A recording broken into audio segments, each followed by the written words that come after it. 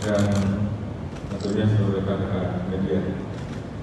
Hari ini saya akan menyampaikan terkait perkembangan terakhir penanganan kasus FS atau yang biasa dikenal dengan kasus Duren. Tentunya saya menyadari bahwa kasus ini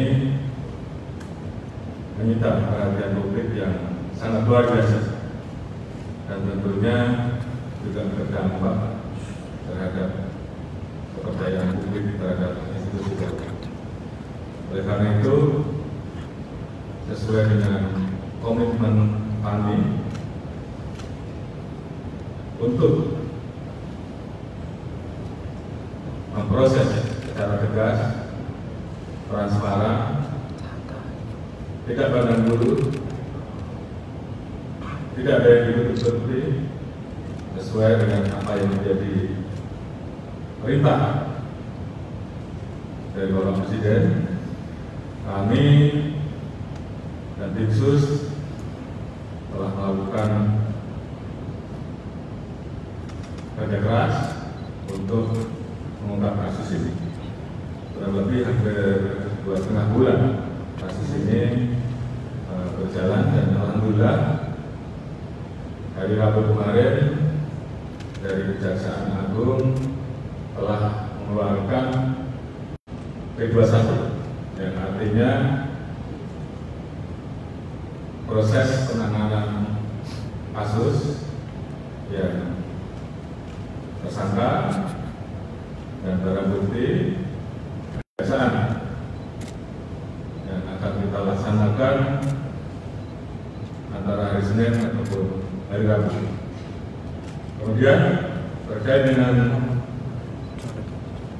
telah mendapatkan kepada seluruh rekan-rekan yang terlibat, khususnya tim dari Kejaksaan Agung dan para penyidik yang telah maraton kerja siang malam dan alhamdulillah hasilnya telah mengucapkan terima kasih kepada terkait dengan posisi tersangka Saudari PC. Hari ini Saudara PC melaksanakan wajib lapor. Hari ini juga kami telah melaksanakan pemeriksaan terkait dengan kondisi kesehatan, baik kondisi jasmani dan juga melakukan pemeriksaan psikologi. Baru saja kami mendapatkan laporan bahwa terkait dengan kondisi jasmani dan psikologi dari Saudara PC saat ini dalam keadaan baik. Oleh karena itu, untuk mempersiapkan dan mempermudah proses penyerahan berkas tahap 2, hari ini Saudara PC kita nyatakan, kita putuskan untuk ditahan di rutan Mabes Polri. Jadi ini juga untuk menjawab beberapa pertanyaan yang selama ini menanyakan bagaimana kelanjutan dengan posisi Saudara PC. Selanjutnya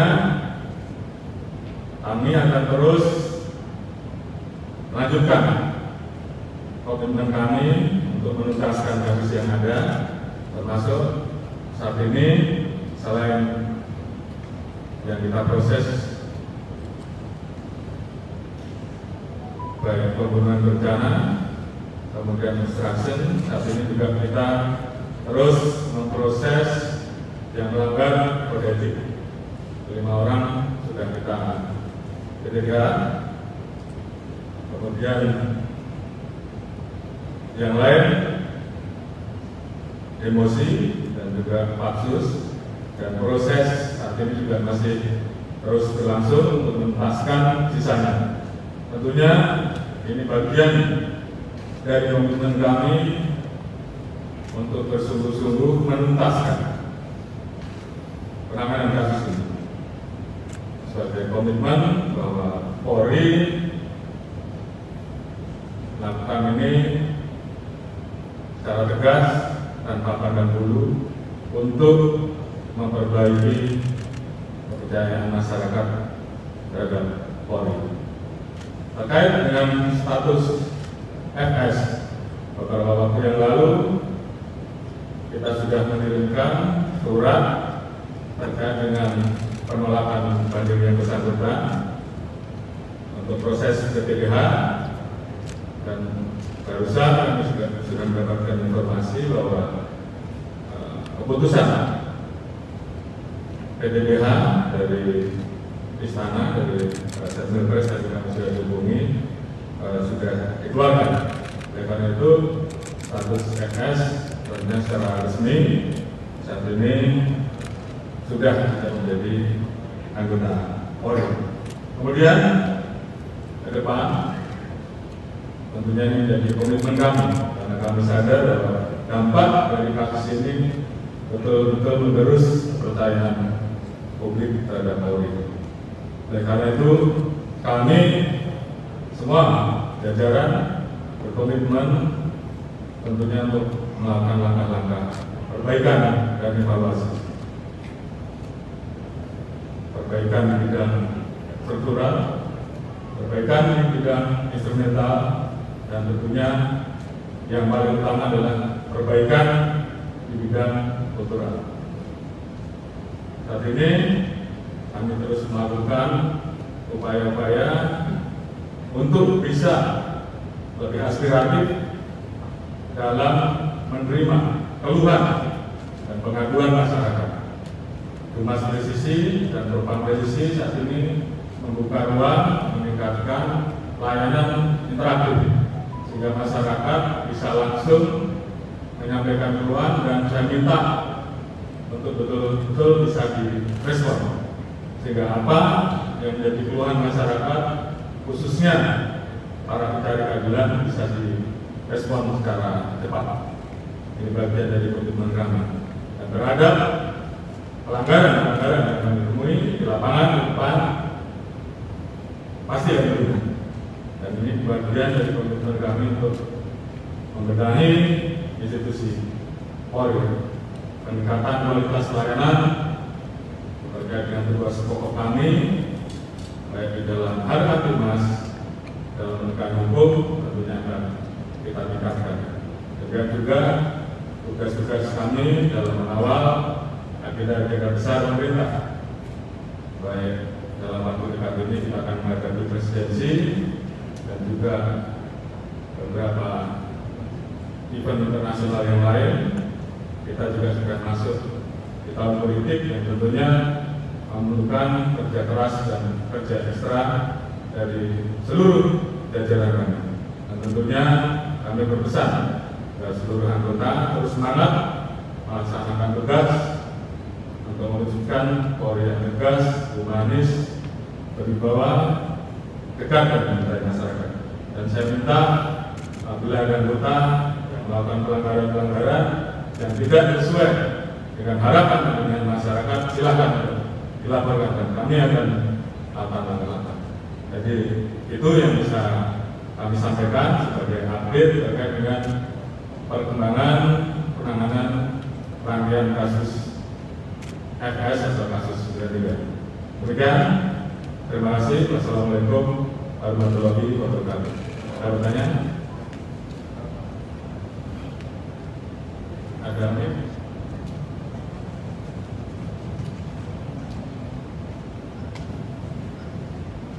Izin Pak, saya Rahel dari Kompas.com.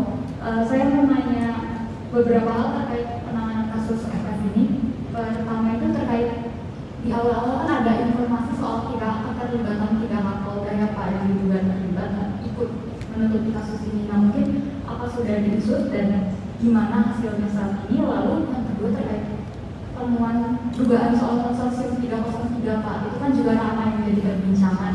Nah, apakah ada update Pak lanjutannya, apa mungkin sudah ada tersangka atau bagaimana? Dan ada dari IPW yang meminta agar Pak Kapolri membuat tim khusus terkait 303 ini. Nah, mungkin respon Polri gimana soal ini? Sama mungkin ini isu lain boleh ya Pak, terkait kasus lukas NMB yang di Papua. Itu kan KPK kan sempat meminta bantuan ke Polri, dan apakah sudah ada bantuan yang diberikan, dan mungkin jumlah personel yang diturunkan berapa Pak? Terima kasih Pak. Terima kasih. Saya jawab pertanyaan pertama terkait dengan keterlibatan tiga Kapolda di kasus RS.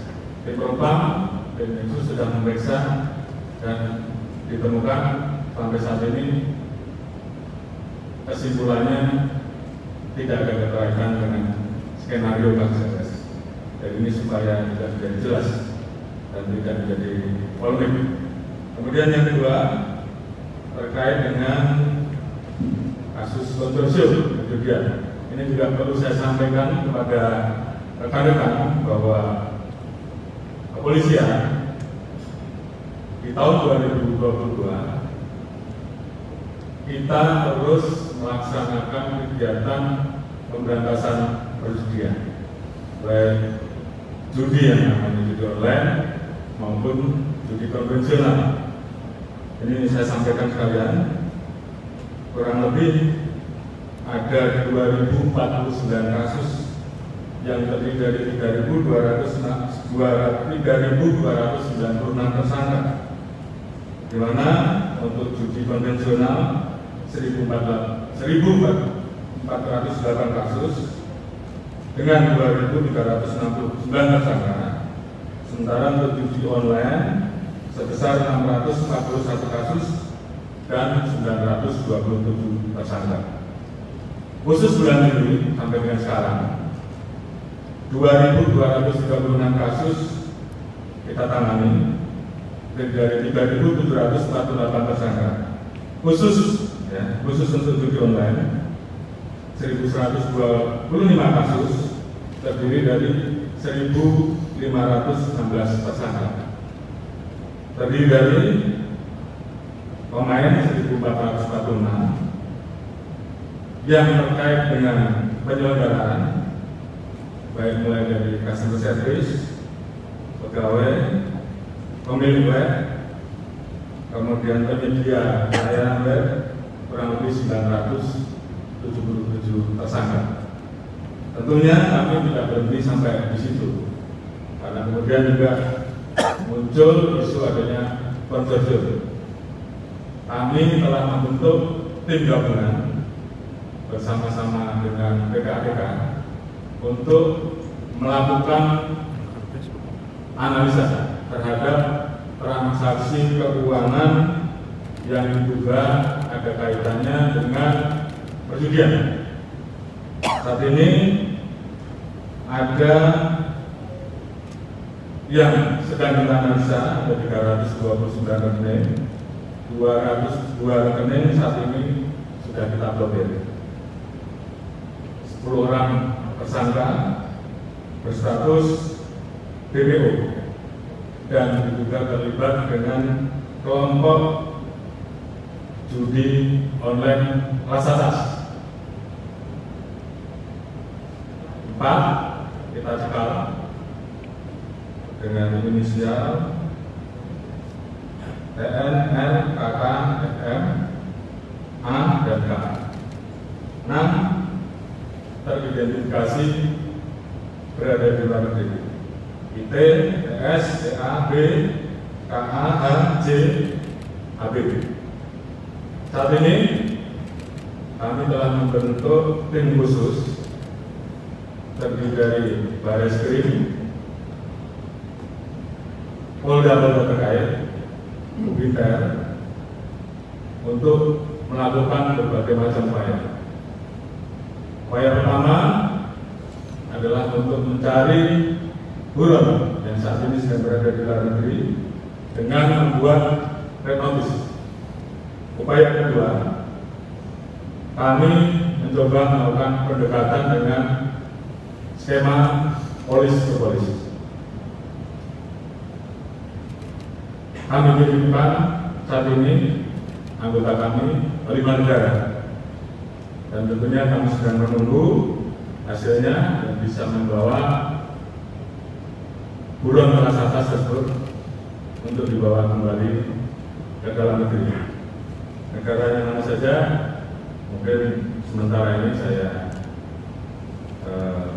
tidak perlu sebutkan, tapi yang jelas ada 5 negara, dan tentunya dari situ nanti akan terlihat semua. Mohon doanya agar mereka bisa kita bawa pulang, dan dari situ nanti baru kita lihat. Yang jelas, kalau memang ada keterlibatan anggota di dalamnya, kita proses. Ini supaya menjadi jelas, dan rekan-rekan juga bisa mengetahui langkah-langkah yang saat ini sedang kami laksanakan. Kemudian terkait dengan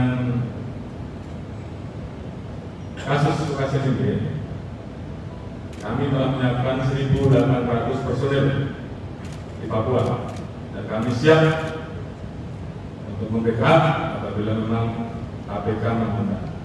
Jadi tentunya kami juga mendukung penuh pemberantasan korupsi. Mungkin itu yang bisa saya sampaikan. Ada lagi? Silakan. Pak, izin Pak, saya Habibie dari Berita.com ingin tanya, ini kan Pak RS kan sudah resmi tidak lagi menjadi anggota Polri. Apakah nantinya ada seremonial pemecatan terhadap Pak RS atau tidak? Kalau memang tidak ada, itu alasannya kenapa Pak? Terima kasih. Saya kira untuk itu sudah pernah dijawab ya oleh Pak Kadif Humas karena teknis. Nanti secara khusus aturannya Pak Kadif Humas yang jelas. Sisi kanan Pak, kanan Pak.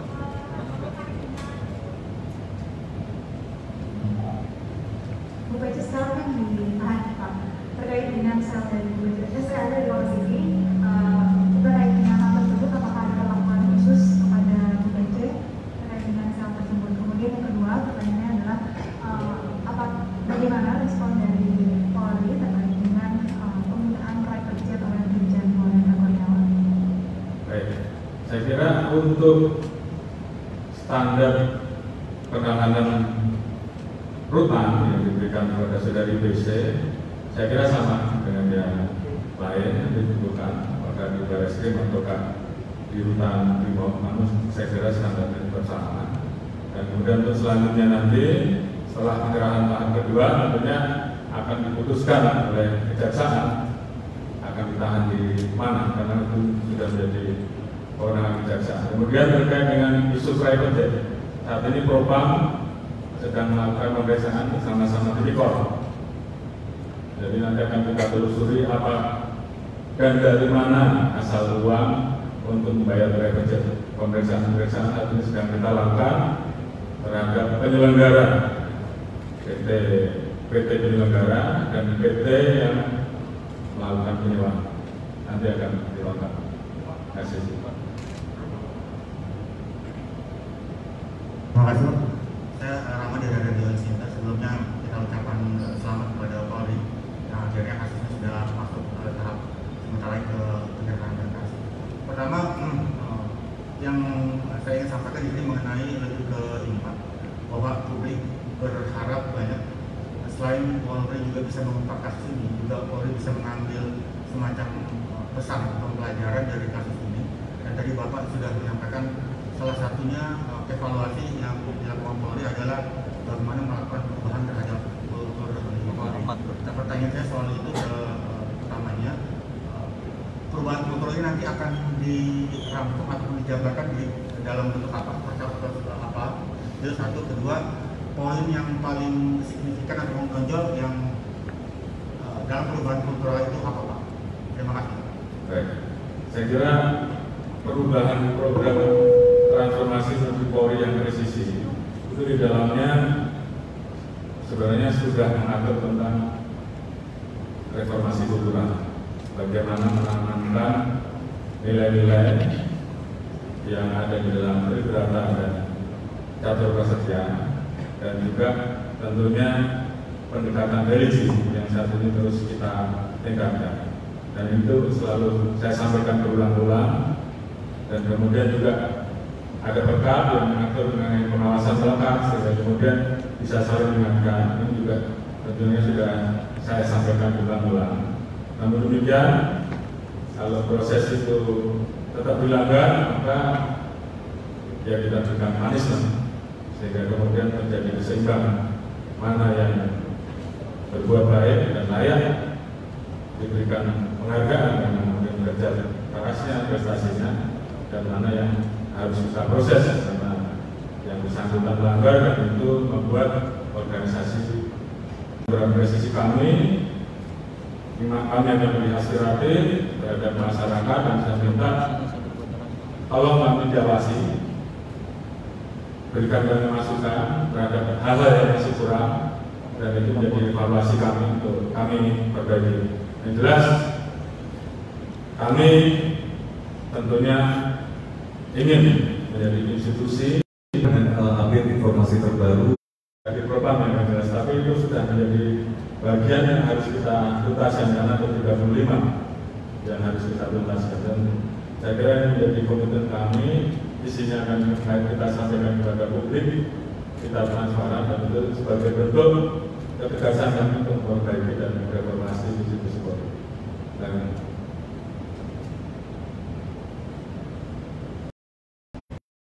atau apa di wilayah Polri itu agar gerakan-gerakan teroris ini tidak terulang lagi. Mungkin itu saja Pak, terima kasih. Terima kasih. Betul, baru saja khususnya kemarin satu DPO sisa dari kelompok MIT yang dikenal dengan saudara guru ataupun saudara askar telah dilakukan penegak hukum secara tegas dan terukur oleh tim kita, tim Sokiri yang melaksanakan operasi Madagoraya. Artinya dari jumlah DPO yang ada kurang lebih kurun waktu 2021 dan 2022, jumlahnya saya kurang hafal. Semuanya sudah tuntas kita laksanakan. Selanjutnya yang akan kita lakukan adalah melaksanakan kegiatan moderasi sehingga tidak lagi muncul paham-paham dan kemudian memunculkan keinginan-keinginan untuk melakukan gerakan-gerakan ataupun tindakan-tindakan yang tentunya tidak sesuai dengan paham dan ideologi kita Pancasila. Karena ke depan kita harus menjaga persatuan-kesatuan, menjaga keberagaman, menjaga negara kesatuan Republik Indonesia, yang tentunya ini menjadi modal bagi kita untuk mewujudkan Indonesia maju, Indonesia emas di tahun 2045. Saya kira itu menjadi bagian dari kita untuk bekerjasama dengan seluruh elemen bangsa, khususnya para tokoh agama, baik dari agama-agama seluruh agama yang ada, Muslim, non-Muslim, semuanya bersatu untuk kemudian ini menjadi tugas kita bersama. Saya kira itu ya, cukup semuanya. Terima kasih. Assalamualaikum warahmatullahi wabarakatuh.